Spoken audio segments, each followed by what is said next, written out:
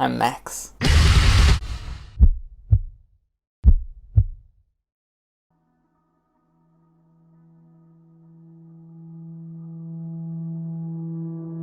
It really fucking hurts when there's a knife in my back. Why did you put that there? Is that where knives go? Because it seems like a lot of assholes like you enjoy putting it right there. How would you like it if I did that to you? What if I just spontaneously began blithely carving up your face into a gore-dispersed paste of scarlet, gently dripping down my shaking hands? Would you like that? Because you make me want to with the amount of agonizing misery you're dementedly forcing me through. Out of all the faith I have in humanity, you strongly house yourself as one of the small few who somehow manage to make me redistinguish what I see when I look around.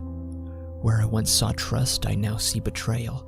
Where I once saw beauty, I now see shit. Where I once saw respect, I now see lies. Where I once saw hope, I now see despair. Where I once saw a friend, I now see a backstabber. Thanks for not only emotionally dragging me into a hopeless abyss of misinterpreted friendship, but also thanks for psychologically screwing me up to where I've started to question and hate other people just because they are close to me, like you were. Let me tell you a story. Max sits in a class next to Trevor. He has no problem with Trevor, and they are both pretty neutral toward each other. However, Brandon, Max's closest friend and most meaningful buddy, tells Max that Trevor always talks about how retarded and stupid he is. Max almost cries, but he's too afraid to. He's in class and rather not let anyone know he's a sensitive sack of potential mental breakdowns, so he swallows his sadness. Max doesn't know what to do, but the pain of a comrade talking shit about him continues to brutally weigh heavily on his feeble heart. Brandon gently encourages Max, gracefully sustaining him with at least a little bit of confidence. Brandon then says, "Let's fight him, you and me.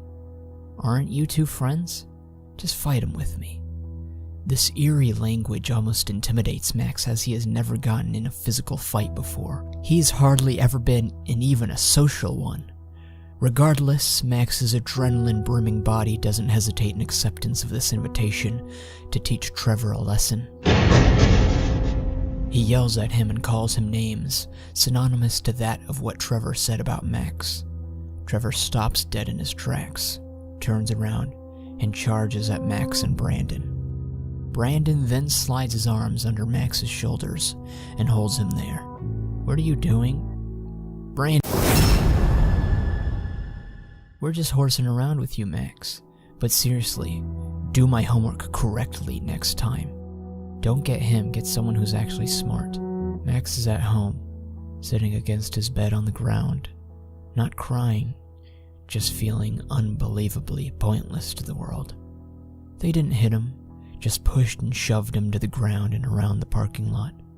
Although Brandon did a lot more than that.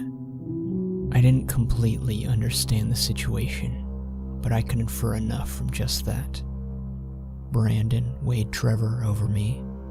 Brandon weighed his homework over me. Brandon weighed deception over me.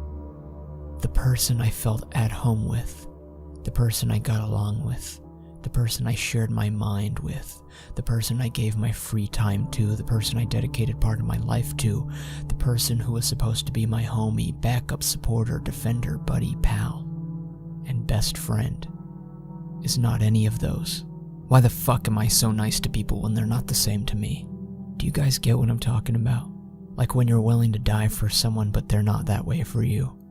It doesn't even come to fucking death and they're all still putting me last. Am I too nice? Do I not give you enough? Do I not listen enough? What the fuck am I doing that made you decide my spine was a receptacle for you to stab? Do you see a sign that says stab here? Because there isn't one there, you fucking scum, cum-sucking dumbass. I get it, maybe I misinterpreted our friendship. Maybe I didn't realize you were a clinical sociopath. Maybe I didn't realize you're not who I thought you were. Maybe you didn't mean any harm. But you did do harm. You shit on my face and I'm not too happy about that. I don't want to be nice anymore. I don't want to be anyone's friend. I don't want to be anyone's enemy. I don't want to interact with anyone anymore. And like always, there are those of you who pull the knife out. Even as I record this video, just yesterday I lost another friend thanks to their self-interest. And then there was all of you right here taking care of it. Time and time again, you show me how beautiful humanity actually is. I am fucking stupid to focus on hatred when it's just one person every few months who is an absolute shit-filled garbage can. Just because they are, does not mean everyone is. In fact, the overwhelming majority of you aren't. There are the people that patch you up, and lift you up, and lift you off. Whether it be my mom, my siblings, my dogs, my favorite YouTubers or games or movies, or even you. You're right here watching out for me. And there's always someone watching out for you. And I already fucking know there's gonna be one of you saying, "Oh, but there's no one watching out for me, Max. Sorry, but you're wrong." Shut that gorgeous mouth of yours. There is always someone here for you, even if it's me. I mean, I did make this video so you could realize that. I may not be able to individually aid every single one of you specifically, but I can do my best with what I can do. Which is what I'm trying to do. Don't let those backstabbers get the best of you. You're better than that, and you're better than them, and they do not deserve to have you. There is always someone willing to pull that blade out of your back, someone who won't stab you. You'll see.